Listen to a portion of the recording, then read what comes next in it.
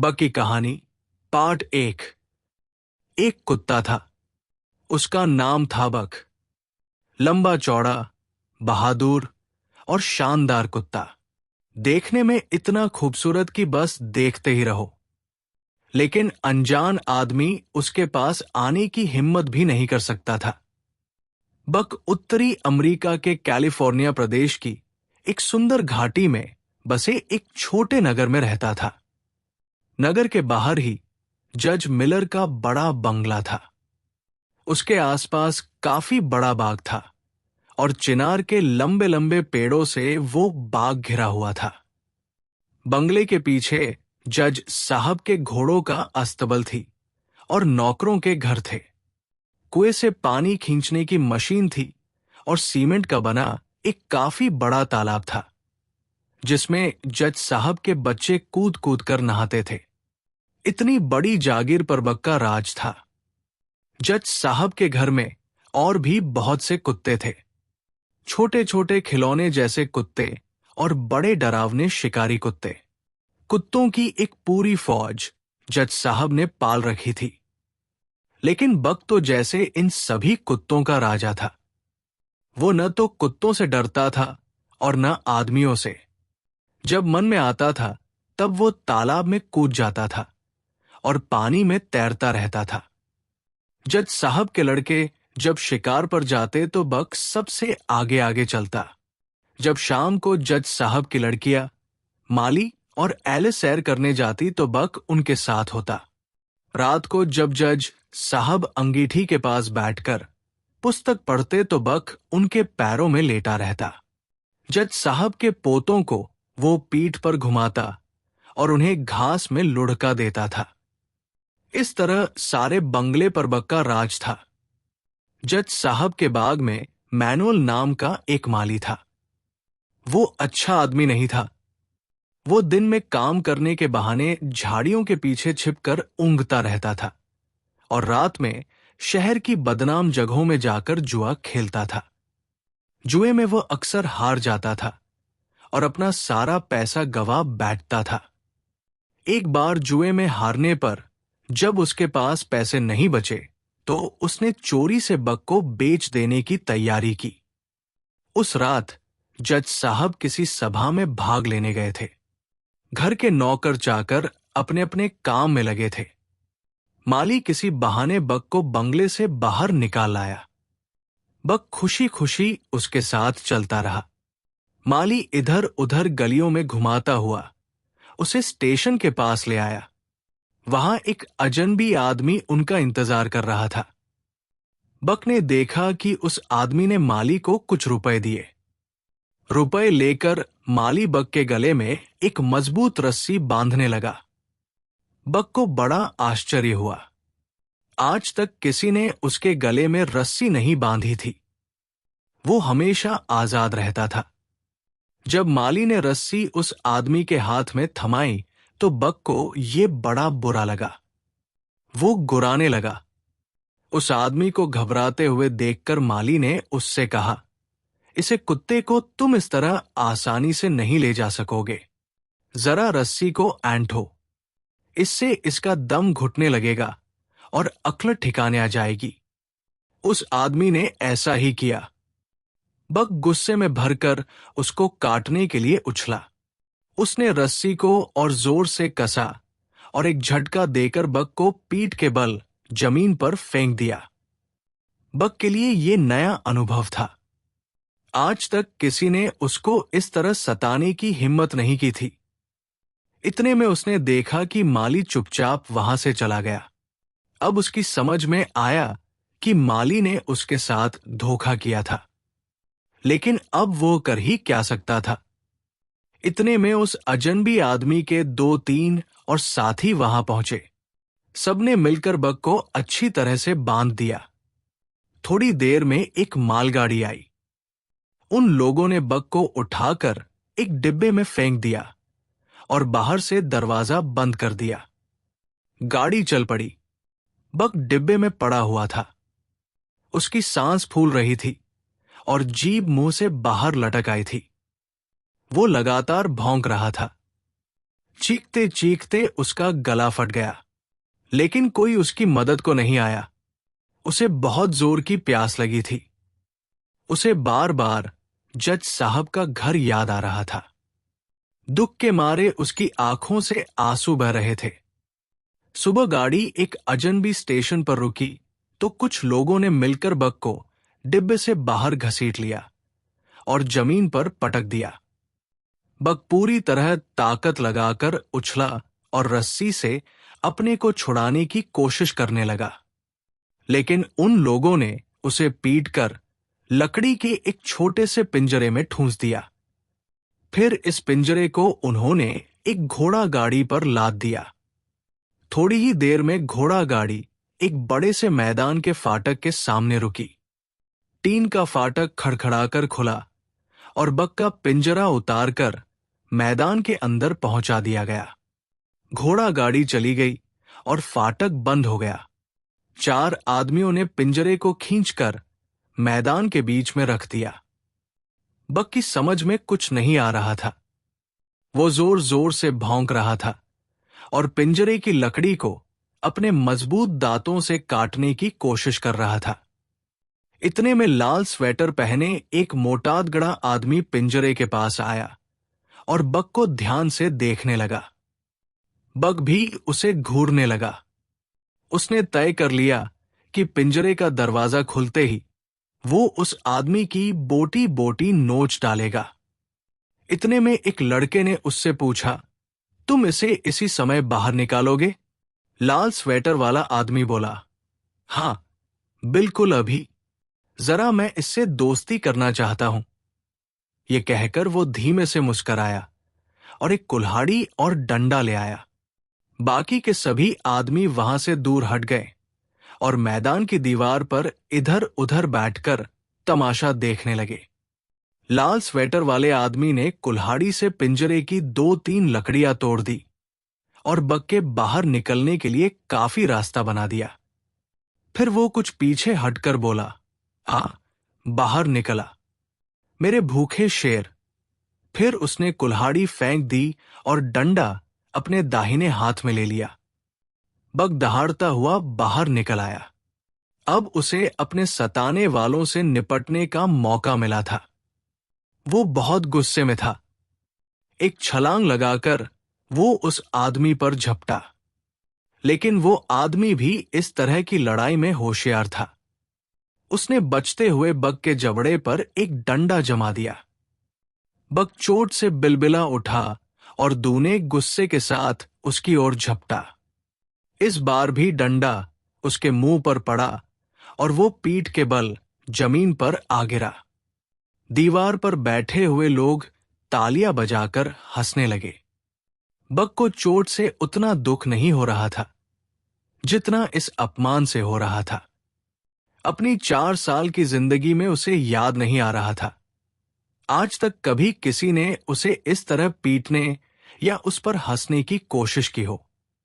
वो फिर झुंझलाकर उठा और तीर की तरह उस आदमी की ओर बढ़ा, लेकिन इस बार भी वो उस आदमी का कुछ नहीं बिगाड़ सका और उसकी नाक डंडे के बार से झंझना उठी। उसके मुंह से खून निकलने लगा। अब बक समझ गया कि इस डंडाधारी आदमी के सामने उसकी एक नहीं चलेगी। डंडे की मार से अब उसमें उठने की हिम्मत भी नहीं रह गई थी। वो वही जमीन पर पड़ा पड़ा उस सताने वाले को देखता रहा। उस आदमी ने भी अब डंडा फेंक दिया। पास आते हुए वो बोला, कहो प्यारे बक, यही नाम है ना तुम्हारा? हाँ तो बक, क्या हाल है तुम्हारे? चलो अब झगड़ा यही खत्म कर दिया जाए। तुमने अपनी जगह जान ली और मैं अपनी जानता हूं। अच्छे कुत्ते बनोगे तो सब ठीक ठाक चलेगा, तुम आराम से रह सकोगे। फिर वो बक की ओर उंगली हिलाते हुए और धमकाते हुए बोला, लेकिन याद रखो, अगर तुम खराब कुत्ते बनोगे तो मैं तुम्हारी जान ले लूंगा, समझे? फिर पास आकर वो बक के सिर को थपथपाने लगा, उसी सिर को जिस पर अभी अभी उसने कस कस कर डंडे मारे थे। उसके छूते ही मारे डर के बक के रोंगटे खड़े हो जाते थे। फिर वो आदमी उसके लिए पानी लाया। बक जल्दी जल्दी चाट कर सारा पानी पी गया। उसका सारा शरीर दर्द कर रहा था, लेकिन वो किसी तरह लंगड़ाता हुआ खड़ा हो गया। और जब उस आदमी ने उसके सामने कच्चे मांस का टुकड़ा फेंका तो वो जल्दी जल्दी चबाता हुआ उसे खा गया। इसके बाद वो आदमी बक को उसी मैदान में एक जगह ले गया जहां बहुत से जालीदार पिंजरे बने हुए थे। हर पिंजरे में एक कुत्ता बंद था। जब बक वहां पहुंचा तो सभी कुत्ते उसे देखकर भौंकने लगे। बक ने बेपरवाही से उनकी ओर देखा और फिर अपना मुंह फेर लिया। अपने मन में उसने कहा, पिंजरे से बाहर निकलो तो इस तरह भौंकने का मजा मैं तुम्हें चखा सकता हूं। लाल स्वेटर वाला आदमी बक को एक पिंजरे में बंद करके चला गया। अब यही बक का घर था। बक देखता था कि रोज तरह तरह के अजनबी लोग वहां आते थे और उस लाल स्वेटर वाले आदमी के साथ पिंजरे में बंद कुत्तों की ओर इशारा करके कुछ बातें करते थे। इसके बाद वे कोई कुत्ता पसंद कर लेते थे और पैसे देकर उसे अपने साथ ले जाते थे। कभी कभी कोई ग्राहक एक साथ कई कुत्ते खरीद ले जाता था। बग अपने पिंजरे में बैठा आश्चर्य करता था कि इन लोगों के साथ कुत्ते कहां चले जाते हैं और फिर वे क्यों कभी वापस नहीं लौटते। उसे अपने बारे में भी चिंता होती थी। हर बार उसे खुशी होती थी कि उसको नहीं चुना गया, लेकिन अंत में उसकी भी बारी आ गई। एक दिन नाटे कद का एक दुबला पतला आदमी आया। वो टूटी फूटी अंग्रेजी बोलता था और बड़े अजीब अजीब ढंग से इशारे करता हुआ बात करता था। उसने देखते ही बक को पसंद कर लिया। फिर उसने बक के पड़ोस में रहने वाली एक कुतिया को भी खरीद लिया। बक की ये पड़ोसिन अच्छे स्वभाव की कुतिया थी। बक से उसकी थोड़ी थोड़ी दोस्ती भी हो गई थी और बक को मालूम हो गया था कि उसका नाम करली है। बक को यह भी मालूम करते देर नहीं लगी कि उसके नए मालिक का नाम पिराल्ट है। पिराल्ट दोनों कुत्तों को लेकर बंदरगाह पर पहुंचा। बक ने देखा वहां एक बड़ा सा जहाज खड़ा था। सब लोग जहाज पर चढ़ गए। पिराल्ट उन दोनों को लेकर जहाज के निचले हिस्से में पहुंचा। वहां एक बड़े से कमरे में और भी 2-3 कुत्ते बैठे हुए थे। एक मोटा तगड़ा आदमी हाथ में कोड़ा लेकर खड़ा उन्हें खाना खिला रहा था।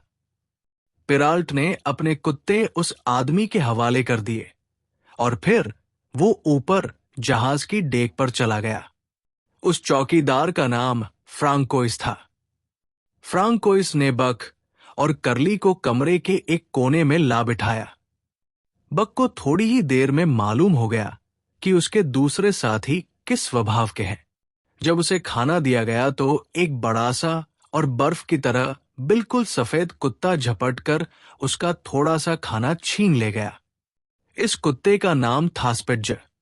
बक उसे सजा देने के लिए झपटा, लेकिन इतने में फ्रांकोइस का कोड़ा हवा में सनसनाता हुआ स्पिड्ज पर पड़ा और इस तरह बक को अपना खाना वापस मिल गया।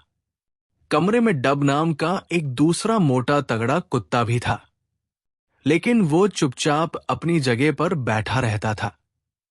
पता नहीं क्यों वो बहुत उदास था। किसी से भी दोस्ती नहीं करना चाहता था। वह दिन भर या तो खाता रहता था या अपनी जगह पर बैठा बैठा ऊँघता रहता था। बक और करली ने 1-2 बार उससे दोस्ती करने की कोशिश की, लेकिन हर बार नाराज होकर वो गुर्रने लगता था। कई दिनों तक जहाज चलता रहा। जहाज के हिलने डुलने बक को बड़ा अजीब सा लगता था। कभी कभी सभी कुत्तों को जहाज की ऊपरी डेक पर घुमाने के लिए ले जाया जाता था। तब चारों ओर दूर तक फैले हुए समुद्र को देखकर बक को चक्कर आने लगता था। उसकी समझ में नहीं आ रहा था कि उसे और उसके साथियों को कहां ले जाया जा रहा है, लेकिन अगर वह कुत्ता न होकर आदमी होता तो उसे ये आसानी से मालूम हो सकता कि उन दिनों अमेरिका के उस इलाके में ऐसे अच्छे मोटे ताजे कुत्तों की मांग बहुत बढ़ गई थी, जो बर्फ पर चलने वाली स्लेज गाड़ियों में जोते जा सकते थे।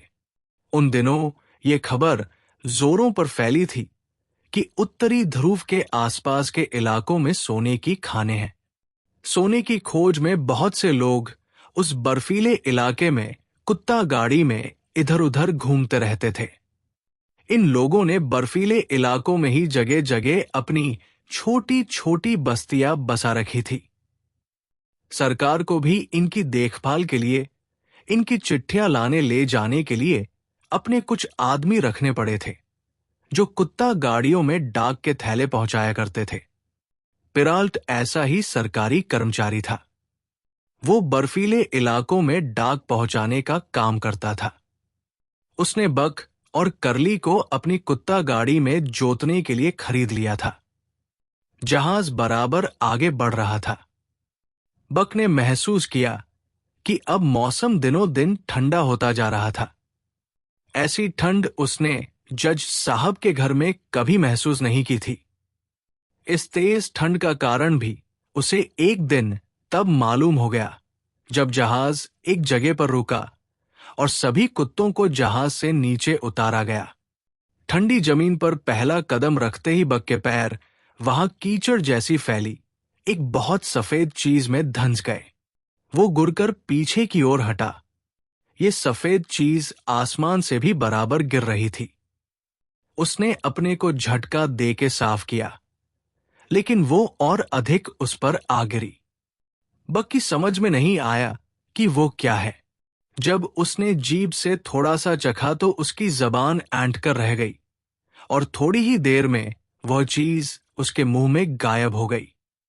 बक इससे चक्कर में पड़ गया और देखने वाले खिलखिलाकर हंस पड़े।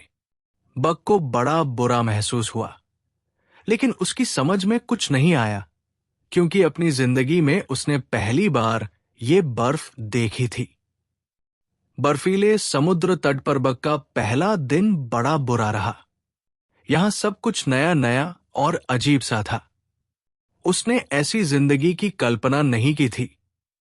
न यहां के आदमी ऐसे आदमियों की तरह थे जिन्हें बक अब तक देखता आया था। उनके कपड़े लत्ते और पहनने ओढ़ने के ढंग बिल्कुल निराले थे। मोटे मोटे ऊनी और बालदार लबादों और भद्दे से कंटोपों में लोग दूर से भालू जैसे लगते थे। उनकी बोली और बातचीत का ढंग ही निराला था। समुद्र तट पर हरदम एक हंगामा मचा रहता था। लोगों का आना जाना, जोर जोर से बोलना और झगड़ा करना, ये सब कुछ बक को बड़ा विचित्र सा लगता था। यहां के कुत्ते तो सब के सब जैसे जंगली थे, हमेशा आपस में लड़ते रहते थे। बक ने ऐसे मोटे ताजे भेड़िए जैसे कुत्ते पहले बहुत कम देखे थे। वे लड़ते क्या थे, जैसे एक दूसरे को फाड़कर खा जाना चाहते थे। और बक को जल्दी ही मालूम हो गया कि सचमुच वे लड़ाई में अपने से कमजोर कुत्तों को मार ही डालते थे। हुआ ये कि बक की साथी करली अपने अच्छे स्वभाव के कारण हर एक कुत्ते से आगे बढ़कर दोस्ती करती थी। वहां भी उसने ऐसा ही करना चाहा। सब लोग लट्टों की एक टाल के पास ठहरे थे। करली एक एस्किमो कुत्ते की ओर मुड़ी। ये कुत्ता बड़ा मोटा तगड़ा भेड़िए जैसा था। करली भी वैसे कमजोर नहीं थी। अगर ढंग से लड़ाई होती तो शायद करली जीत जाती, लेकिन इस इलाके के कुत्तों का लड़ने का ढंग ही कुछ अलग था। करली अभी कुछ ही आगे बढ़ी होगी कि वो दुष्ट बिजली की तरह उछलकर आगे बढ़ा और अपने तेज दांतों से करली की आंख के पास का मांस फाड़कर तुरंत पीछे हट गया। लड़ाई का ये तरीका भेड़िए का तरीका था, चोट करना और कूदकर भाग जाना। बात यही खत्म नहीं हुई। देखते देखते 30 या 40 एस्किमो कुत्ते वहां दौड़ आए। उन्होंने चुपचाप एक घेरा सा बना लिया और लड़ाई देखने लगे। बक ने देखा कि वे सब सिर्फ तमाशा देखना चाहते थे, लड़ाई में भाग लेना नहीं चाहते थे। ऐसी लड़ाई बक के लिए बिल्कुल नई थी। उसके अपने इलाके में तो जहां 2 कुत्तों की लड़ाई होती थी देखा था कि कुछ क्षणों में वो लड़ाई कुत्तों के दल में बदल जाती थी। यहां सब कुत्ते घेरा बांध कर खड़े थे और अपने होंठ चाट रहे थे। करली ने पैंतरा बदलकर अपने विरोधी पर हमला किया। फिर एस्किमो ने धोखे से उछलकर दोबारा करली के मुंह को काट गया। दूसरी बार जब करली ने उस पर हमला किया तो उसने एक खास ढंग से अपनी छाती से उसे ऐसे रोका कि करली के पैर उखड़ गए और वो लुढ़क कर जमीन पर आ गिरी। तमाशा देखने वाले एस्किमो कुत्ते शायद इसी बात का इंतजार कर रहे थे। करली के गिरते ही सब के सब गुर्राते और भौंकते हुए उस पर टूट पड़े और देखते देखते उन्होंने उसकी चटनी बना डाली। ये इस तरह अचानक हुआ कि बक की समझ में कुछ नहीं आया। उसने देखा कि जहाज पर उसका दूसरा साथी स्पिड्ज अपनी लाल जीभ निकाले एक तरफ चुपचाप इस तरह खड़ा था जैसे हंस रहा हो। बक करली को बचाने के लिए लड़ाई में कूदना ही चाहता था कि इतने में फ्रांकोइस एक कुल्हाड़ी तानता हुआ कुत्तों की उस भीड़ में कूद गया। डंडे लिए हुए 3 आदमी कुत्तों को भगाने में उसकी मदद कर रहे थे। इसमें ज्यादा देर नहीं लगी। उन्होंने 2 मिनट के भीतर ही कुत्तों को वहां से भगा दिया। लेकिन करली तो वहां खून में सनी और पैरों से कुचली बर्फ में पड़ी थी। कुत्तों ने नोच नोच कर उसके टुकड़े कर डाले थे। करली की इस दर्दनाक मौत का बक के मन पर बड़ा बुरा असर पड़ा, लेकिन साथ ही उसने एक पाठ सीख लिया। उसने तय किया कि वो एस्किमो कुत्तों से बचने की कोशिश करेगा और अगर लड़ाई हुई तो वो सबसे पहले बढ़कर वार करेगा। कम से कम इतना ख्याल जरूर रखेगा कि कभी जमीन पर न गिरे, वरना उसकी भी ऐसी गति होगी। स्पिड्ज ने करली को बचाने की कोई कोशिश नहीं की थी। इसे भी बक नहीं भूला। उल्टा वो जीभ निकालकर हंस रहा था। इस कारण बक अब उससे घृणा करने लगा। बक को यहां एक और नया अनुभव हुआ। फ्रांकोइस ने उसको पेटियों और बक्सुओं का एक फंदा पहनाया। फिर उसे एक बर्फ गाड़ी में जोत दिया गया। मारे दुख और अपमान के बक का मन भर आया। उसने सोचा कि क्या यहां मुझे घोड़ों की तरह गाड़ी खींचनी पड़ेगी।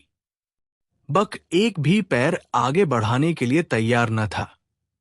लेकिन तभी फ्रांकोइस का कोड़ा हवा में सनसना उठा। बक के आगे स्पिड्ज जुता था और उसके पीछे डब नाम का वो कुत्ता था जो जहाज में दिन भर उदास बैठा रहता था। शायद स्पिड्ज को गाड़ी खींचने का अभ्यास था, क्योंकि हुक्म मिलते ही उसने जोर लगाना शुरू कर दिया। साथ ही पीछे से डब ने भी गुर्राकर धक्का दिया। मजबूर होकर बक को भी आगे बढ़ना पड़ा। थोड़ी देर में बक गाड़ी को खींचना सीख गया। फ्रांकोइस कुछ समय बाद जंगल से लकड़ी काटकर और अपनी कुत्ता गाड़ी पर उसे लादकर वापस लौट आया। पिराल्ट से उसने कहा, ये तीनों बड़े अच्छे कुत्ते हैं, मैं इन्हें जल्दी ही सिखा लूंगा। ये बक तो बहुत बढ़िया खींचता है। पिराल्ट डाक वगैरह लेकर जाने की जल्दी में था। उसने मुस्कुराकर बक का सिर थपथपाया और वहां से चल पड़ा।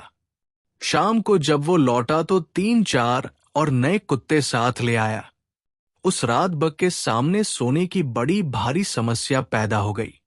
जब अंधेरा होने पर वो मोमबत्ती के सहारे जगमगाते तंबू में घुसा तो पिराल्ट और फ्रांकोइस ने इसे गालियां देकर वहां से भगा दिया और दूसरे कुत्ते खुले में ही अपने अपने सोने के ठिकाने खोज रहे थे। बक को अपनी गलती मालूम हो गई। वो भी कोई जगह ढूंढने लगा, लेकिन उसे कोई जगह नहीं मिल सकी। वो बर्फ पर ही लेट गया और सोने की कोशिश करने लगा, लेकिन ठंड के मारे उसे नींद नहीं आई। वो परेशान होता हुआ कितने ही तंबुओं में घूमता फिरा, लेकिन किसी ने उसे अंदर जगह नहीं दी। यहां वहां जंगली कुत्ते भी उस पर झपटे। अंत में वो ये पता लगाने लगा कि उसके दूसरे साथियों ने अपने लिए क्या इंतजाम किया है। ठंड में ठिठुरता हुआ वो इधर उधर चक्कर लगाने लगा। अचानक एक जगह उसके अगले पैरों के नीचे बर्फ धंस गई और नीचे से कोई चीज कुनमुनाने लगी। थोड़ी ही देर में मालूम हो गया कि कोई कुत्ता बर्फ के नीचे घर बनाकर सोने की तैयारी कर रहा है। वो कुत्ता शायद अच्छे स्वभाव का था, इसलिए उसने बग का अधिक विरोध नहीं किया और उसे भी उसने पास लेटने की जगह दे दी। इस तरह बर्फ में गुड़ी मुड़ी होकर सोने का बग के लिए पहला मौका था। पहले तो बहुत देर तक उसे नींद ही नहीं आई और बारंबार वो चौंक जाता था, लेकिन फिर वो गहरी नींद में सो गया और जज साहब के घर के सपने देखता रहा। दूसरे दिन सुबह होते ही सभी कुत्तों को फ्रांकोइस ने आवाज लगाकर जगाया। जिसने उठने में देर की उसे तुरंत सजा मिली। देखते देखते सभी कुत्ते फिर से गाड़ियों के पास इकट्ठे हो गए। गाड़ियों पर पहले ही सामान लादा जा चुका था। बग के दल में कुल 9 कुत्ते हो गए थे। उन सबको एक बड़ी गाड़ी में जोत दिया गया। गाड़ियां चल पड़ी। पिराल्ट गाड़ी के पीछे पीछे चला और फ्रांकोइस अपना कोड़ा फटकारता हुआ कुत्तों को हाँकने लगा। अगले पड़ाव तक की यात्रा बड़ी कठिन थी। बर्फीली घाटी में उन्हें पूरे दिन का रास्ता तय करना था। बीच में कई छोटे छोटे खेमे पड़े, जहां थोड़ी देर सुस्ताने के बाद वे लोग आगे बढ़ जाते थे। कई जगह उन्हें बर्फीली नदियां पार करनी पड़ी। रास्ते में कुछ झीलें पड़ी, जो ठंडे ज्वालामुखियों के मुंह में बर्फ भर जाने से बनी थी। काफी रात गए वे लोग एक बड़ी बस्ती में पहुंचे। वहां बहुत से खोजयात्री आकर ठहरे हुए थे। वे उन दिनों के लिए नावें बना रहे थे जब बर्फ पिघल जाएगी और वे नदियों और नालों के जरिए आगे बढ़ सकेंगे। आगे की कहानी भाग 2 में।